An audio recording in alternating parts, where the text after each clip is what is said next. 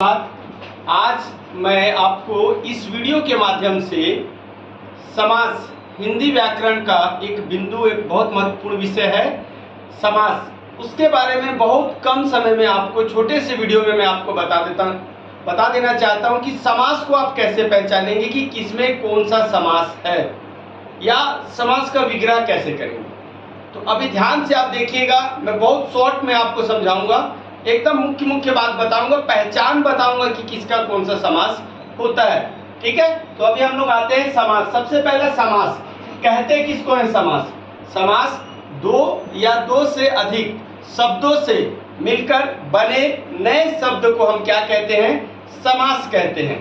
ठीक है, अभी उसके बाद आते हैं हम समास के प्रकार। सबसे पहला आता है द्वंद्व समास। आखिर आप कैसे पहचानेंगे कि ये द्वंद्व समास का उदाहरण है? उसकी पहचान होती है, अगर आपको लिखा हुआ मिले और या डैश, तो आप समझ जाइएगा कि यहाँ पर कौन सा समास है? द्वंद्व समास है। कैसे? क्योंकि जब हम इसका विग्रह करेंगे तो माता और पिता, तो और मिल गया हमको, और प्रश्न में लिखा मिलेगा माता डैश पिता, तो आपको समझने की जरूरत ही नहीं है, सीधा आप उत्तर लिखेंगे। क्या ये कौन सा समास है?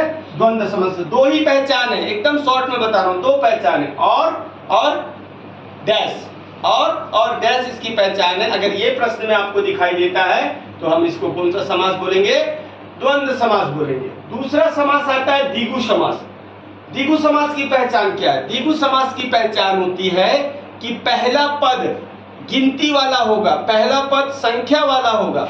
अगर संख्या और गिनती दिखता है आपको तो आप समझ जाइएगा कि वह समास कौन सा है? द्विगु समास। उदाहरण देखिए, मैं बताता हूं। जैसे पंचतंत्र, पांच, पंच का अर्थ क्या है? पांच।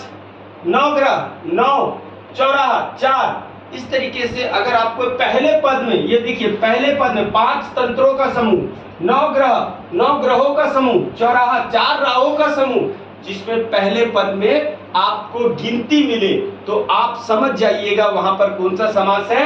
वहां पर द्विगु समास है। और विग्रह करने की बात है तो पंचतंत्र बोला तो पांच तंत्रों का समूह, नौ ग्रहों का समूह, चौराहा, चार राहों का समूह। इसी तरीके से तिराहा या अगर कोई भी गिनती वाला मिलेगा तो वो समूह की तरह। शताब्दी खासकर पूछा जाता है एग्जाम में, ध्यान दीजिएगा, शताब्दी पूछा जाता है तो शताब्दी का होगा 100 वर्षों का समूह। यहां पर हम आते हैं तीसरा है बहुव्रीहि समास।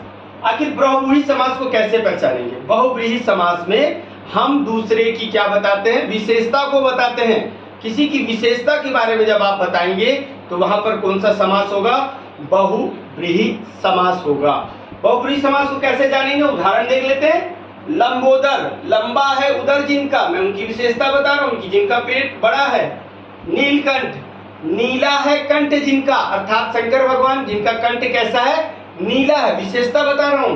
पीतांबर, पीला है जिनका अंबर या वस्त्र, जिनका वस्त्र कैसा है?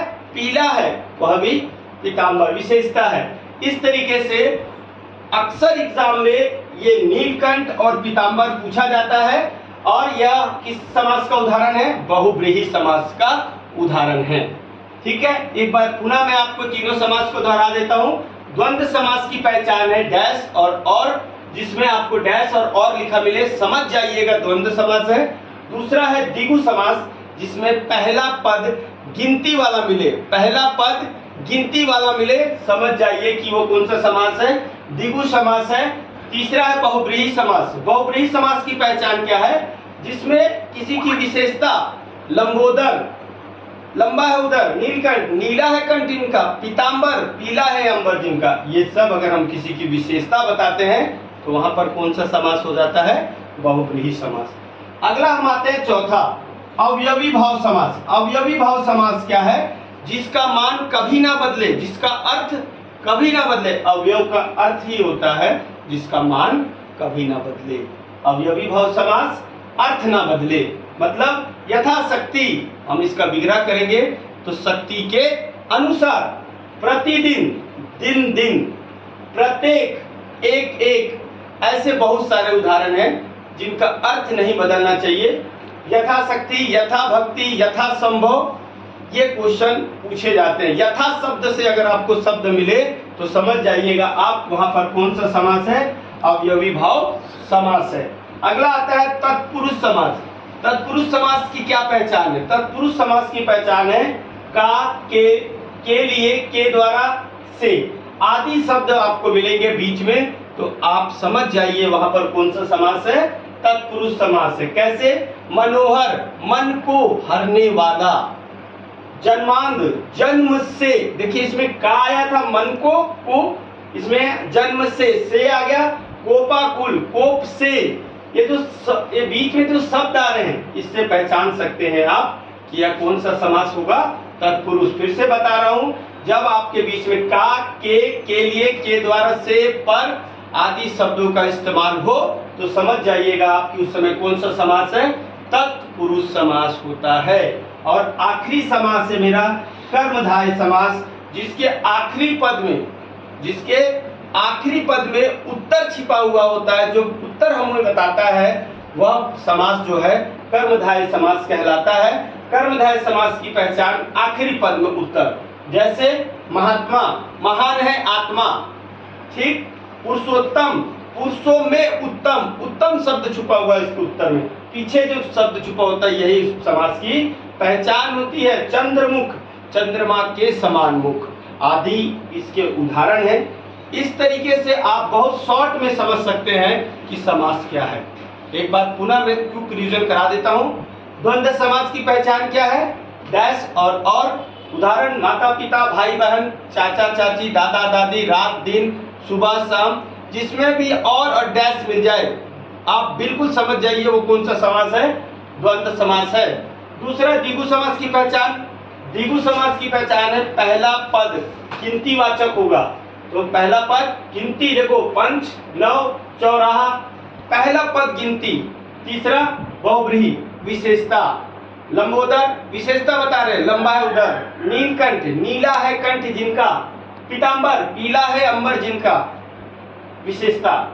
अवयवी भाव, अर्थ ना बदले। यथाशक्ति, शक्ति के अनुसार। यथा संभव, संभव के अनुसार। प्रतिदिन, दिन दिन। प्रत्येक, एक एक। इसी तरीके से ये कौन सा समास कहला जाता है, अवयवी भाव समास। तत्पुरुष समास की पहचान क्या है? का, के लिए, के द्वारा, से आदि से हम क्या कर सकते हैं, समास को हम पहचान सकते हैं। कैसे? ये शब्द याद रखिएगा। मनोहर, मन को हरने वाला। जन्मांध, जन्म से अंधा। कोपाकुल, कोप से व्याकुल। स्नान गृह, स्नान के लिए गृह आदि शब्दों से आप इनको क्या कर सकते हैं, पहचान सकते हैं। ये शब्द ध्यान रखिएगा बस। कर्मधारय, आखिरी पद में उत्तर होता है। महात्मा, पुरुष, चंद्रमुख। महात्मा, महान है जिनकी आत्मा। पुरुषोत्तम, पुरुषों में उत्तम। चंद्रमुख, चंद्रमा के समान। इस तरीके से आप ये समझ लीजिए। एक बहुत शॉर्ट में मैंने आपको समझाया, ना ही इसमें कोई किताबी भाषा है, एक साधारण भाषा में मैंने आपको समझाने की कोशिश की है कि आप इस तरीके से समास को बहुत कम शब्दों में समझ सकते हैं इसी वीडियो के साथ। और आपको समझ लेना और एग्जाम में सिर्फ आपको इस तरीके से समास को हल करना है। धन्यवाद।